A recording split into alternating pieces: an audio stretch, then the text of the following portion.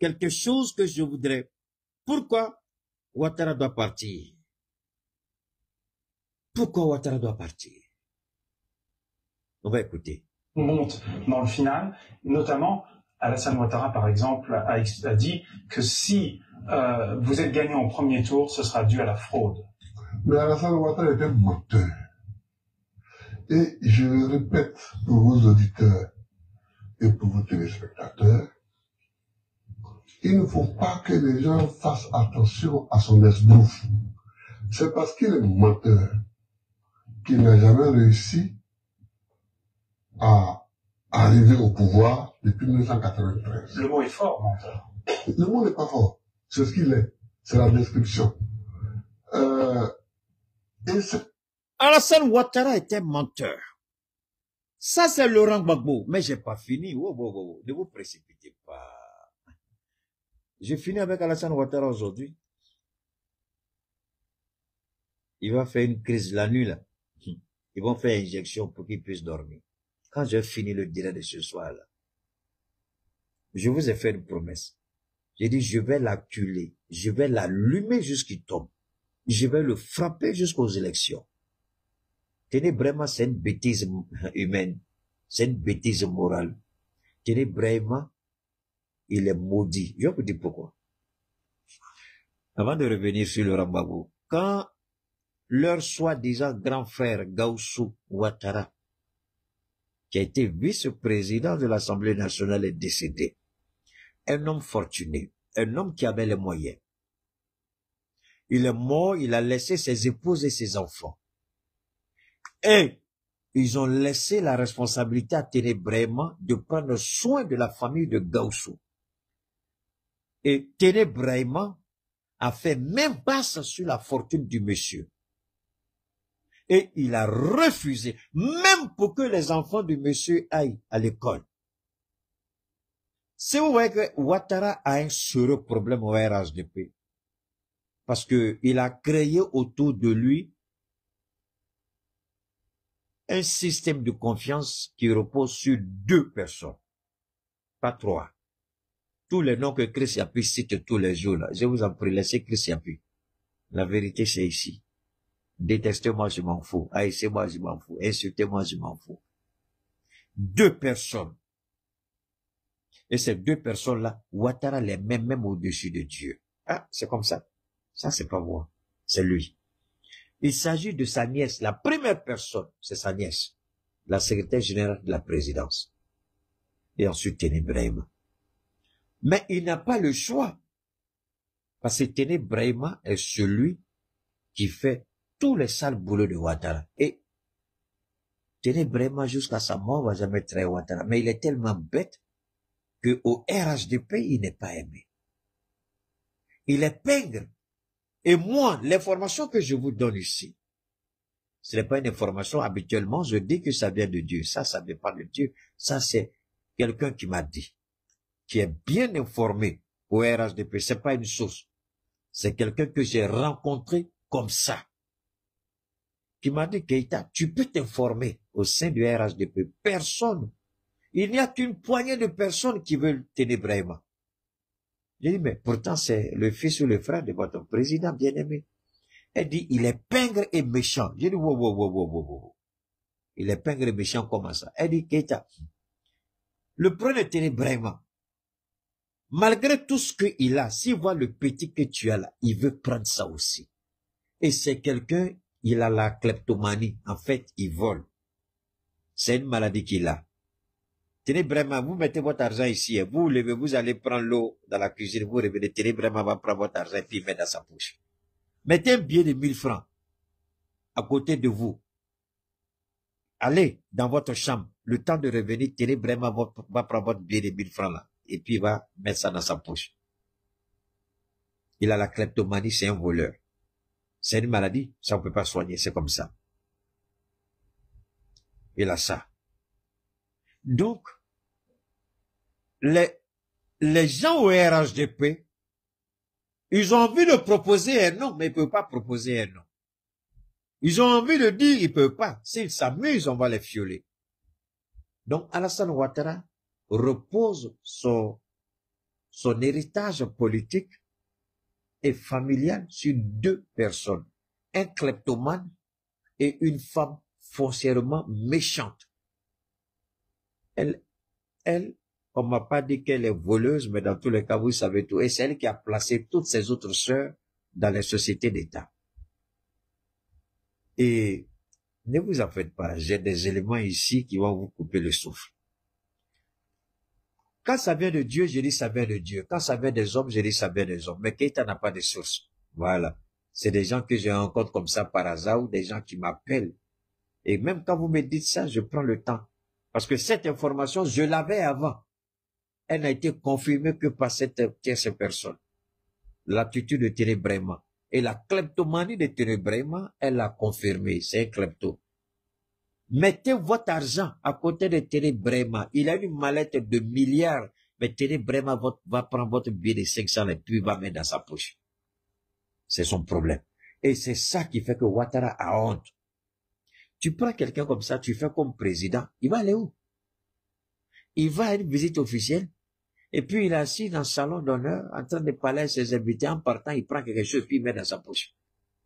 Mais les militaires connaissent. Les officiers supérieurs de leur armée, là, ils savent que Thierry Brema est pingre. Quand on dit de donner l'argent, il coupe. Si on lui donne 1000 francs par personne, il va donner 100 francs par personne. Le reste, là, il prend, alors qu'il a des milliards. Et ça, tout le RHDP le sait.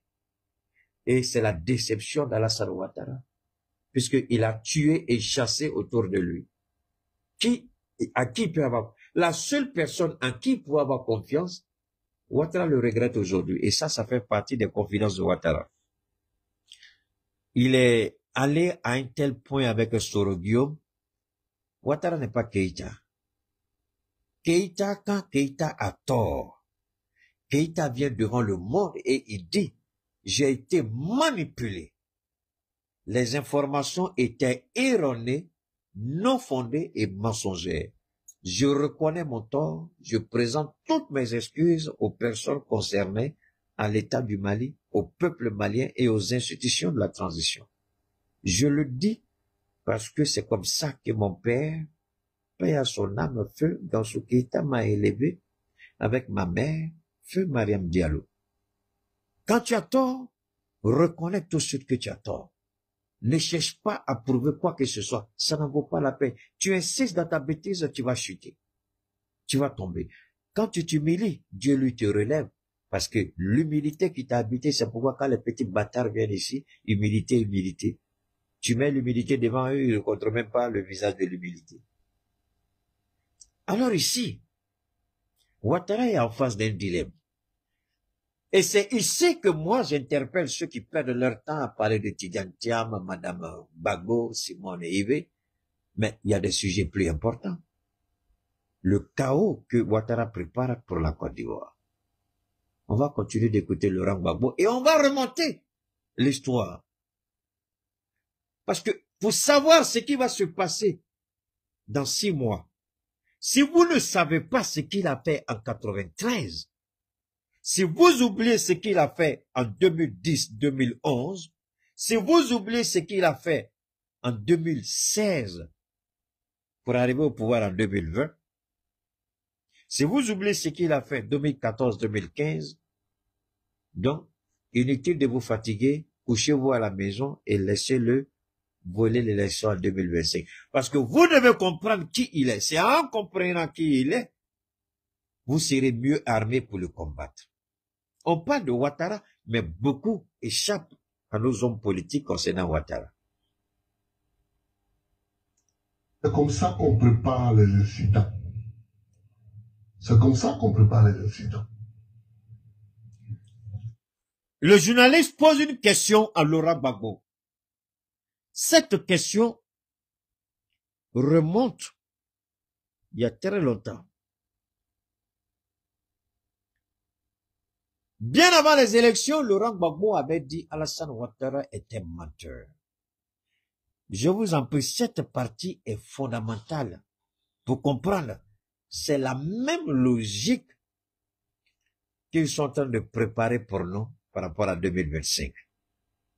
Et pour vos téléspectateurs, il ne faut pas que les gens fassent attention à son esbrouf. C'est parce qu'il est menteur qu'il n'a jamais réussi à arriver au pouvoir depuis 1993. Le mot est fort. Je m'arrête là. C'est parce qu'il est menteur qu'il n'a jamais réussi à arriver au pouvoir. Le mensonge dont il est question, je vais vous permettre d'écouter Feu Laurent Dona Fologo. Qu'est-ce que Fologo a dit? Je vais vous amener à écouter les confidences d'Oufoué sur son lit de mort à Paris, avant Genève et Yamoussoukro. Qu'est-ce que Oufoué a dit à Fologo par rapport à Ouattara? Alassane Ouattara était menteur. Il prépare les esprits. Qui est ce Koné Zakaria? Je ne le connais même pas, mais pourtant, il est colonel dans ton armée. Pourquoi il n'a jamais demandé à la justice ivoirienne d'interroger Koné Zakaria sur les allégations pendant la rébellion?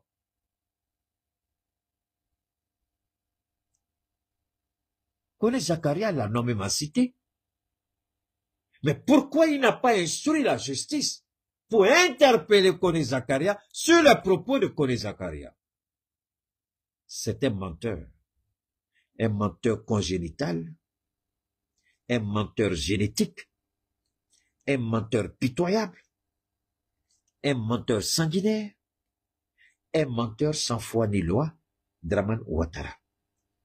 Il ment comme il respire. Il n'a jamais marché un seul jour avec la vérité. Menteur. Le mot n'est pas fort. C'est ce qu'il est. C'est la description. Et c'est comme ça qu'on prépare les incidents. C'est comme ça qu'on prépare les incidents. Donc, c'est comme ça qu'on prépare les incidents. Dire aux Ivoiriens, Gbagbo ne peut pas gagner les élections. Dire aux Ivoiriens, s'il gagne, il a truqué. Parce que Ouattara, à l'époque, était déjà en harmonie, en synchronisation avec Barack Obama et un certain Nicolas Sarkozy. Il a été dit que qu'il pleuve, qu'il neige, vous allez gagner. Qu'il pleuve, qu'il neige, tu seras le prochain président. Donc, le menteur pathétique, génétique et congénital sort et il dit, s'il gagne, c'est qu'il a truqué les élections. Mais, Dieu m'a fait la grâce d'avoir une amitié avec certaines personnes comme ça. Je suis aimé et apprécié comme ça. Laissez ceux qui m'insultent, ça ne fait rien. C'est parce que j'ai quelque chose à moi. Et c'est à cause de ce que j'ai à moi, cette grâce de Dieu comme insulte.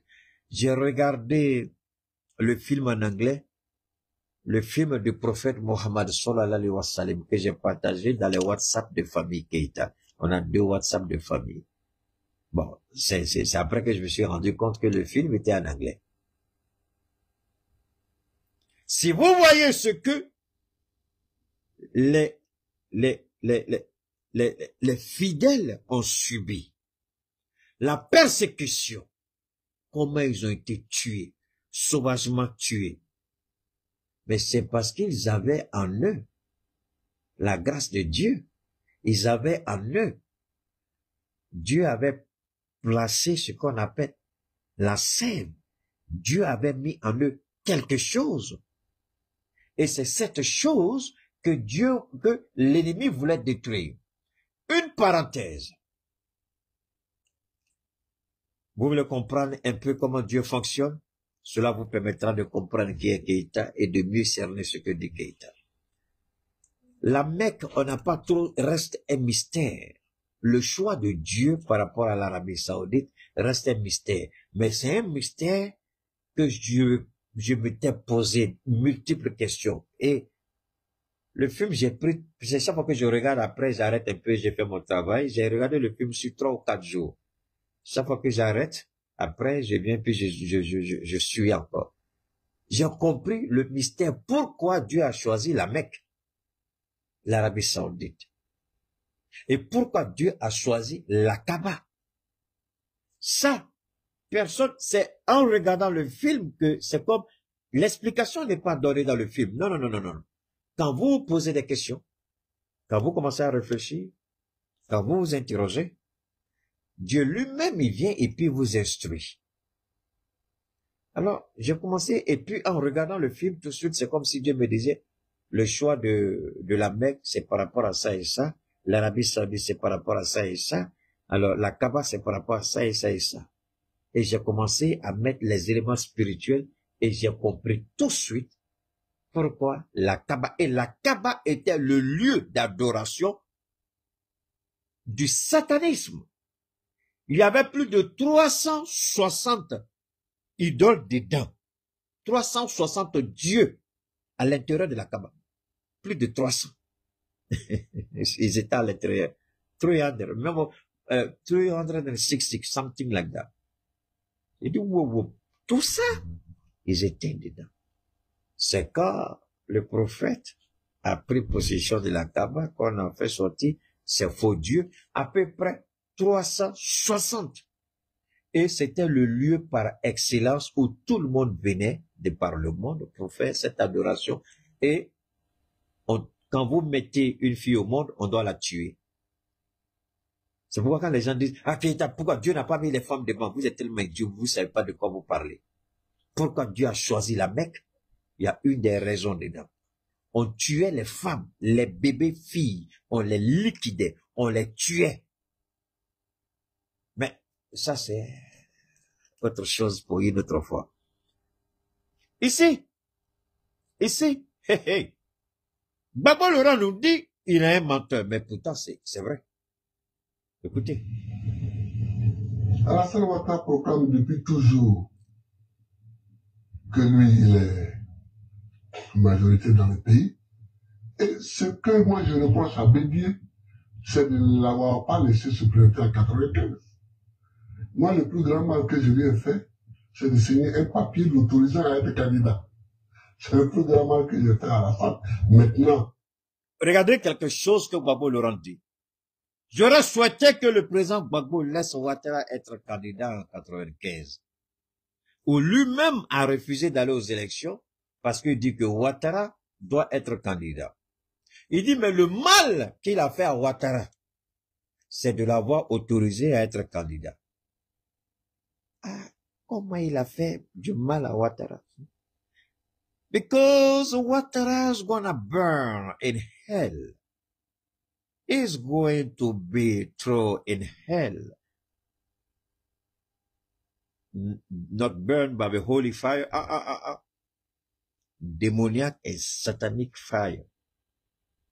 Ouattara deserves to be burned in hell. And that's gonna happen. Mais ce n'est pas tout. Ça, c'est le président Gbagbo qui a parlé. Ok, hold on. On revient ici. On revient ici. On écoute ça. Ok. Mes chers Ivoiriens, qu'est-ce qui bloque la Côte d'Ivoire? Le cas Alassane Dramane Ouattara.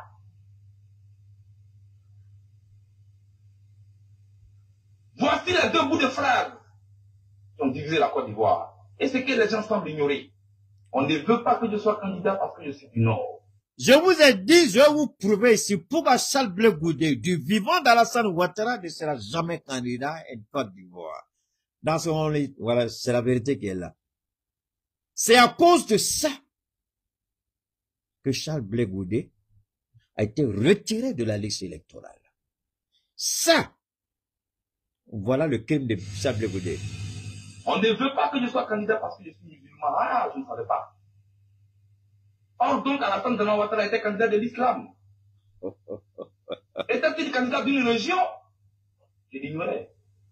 Je pensais qu'on était candidat au nom d'un parti politique, sur la base d'un programme de gouvernement, d'un projet de société. Et j'ai eu honte et pitié de certaines personnes qui ont défilé ici. C'est notre fille. Ça, c'est la raison pour laquelle Alassane Ouattara a juré dans sa petite vie de merde que Charles Blé Goudé va le détruire. C'est une des raisons, sinon Charles Blé Goudé, et ça, c'est vrai, il était le général de la rue avec la galaxie patriotique, il a mené le combat. Gbagbo Laurent avait besoin de ça, puisque lui, il s'appuyait sur Sorodium pour lancer une rébellion. Charles Blé Goudé aussi est venu pour soutenir les Ivoiriens à travers de la galaxie patriotique. Mais ici, Alassane Ouattara n'a jamais oublié ça. C'est un rancunier pathétique congénital, un rancunier pathétique, regrettable, un rancunier, il est éternellement rancunier. Lui n'oublie jamais. On le soutient. Vous soutenez votre fils pour qu'il commande les fils des autres. Et si Avant voulait avoir son fils? Et si Aboisson avoir son fils? Et si Boaké avoir son fils? Que devient la République de la Côte d'Ivoire? Merci Charles Blé Goudé. Il était bon que les Ivoiriens comprennent cette petite partie, ce qui se joue. Ouattara est un menteur. Il a manipulé le Nord. Il a manipulé les Ivoiriens. Je suis ceci, je suis fonctionnaire international, je suis directeur adjoint du Fonds monétaire international, je suis vice-gouverneur, je suis gouverneur honorifique, j'ai été gouverneur de la BCAO. All of these things is a total mess of bullshit. That's very, les Anglais disent c'est total mess. Un mensonge, mensonge dans mensonge, corruption dans corruption, manipulation dans manipulation. Et ce qui est pathétique, accuse quelqu'un sur la base de la vérité pour que au moins la justice soit crédible. Chez eux, ils ne cherchent pas à savoir. On met un mensonge sur votre dos et on demande à la justice, avec ou sans preuve, on vous donne 20 ans. Et c'est à partir du palais, le minable, le voleur, le soulard, le kleptomane, la fiole, Ténébrema prend son téléphone et puis donne instruction au juge. Il faut dire 20 ans. Et vous croyez que vous allez rester dans ces 20 ans et que Dieu va fermer les yeux, Dieu va vous laisser, Dieu va pas vous poser des questions, Dieu va pas s'intéresser à vous? Ah, that's really, wow. Oh, wow. Ok, c'est pas fini. C'est pas fini. Je reviens, on va revenir ici rapidement avant de continuer. Ça, c'est bon d'écouter. On va écouter ça. Pour moi, avant même les élections, Oui. M. Sarkozy, le président de la République française, avait décidé. Ce que Laurent Gbagbo vous a dit avant Charles Blé Goudé, ici, c'est feu Laurent Dona Fologo. N'oubliez pas de vous abonner et d'activer la cloche de notification pour rester informé de nos prochaines vidéos. Restez à l'écoute pour les développements passionnants à venir.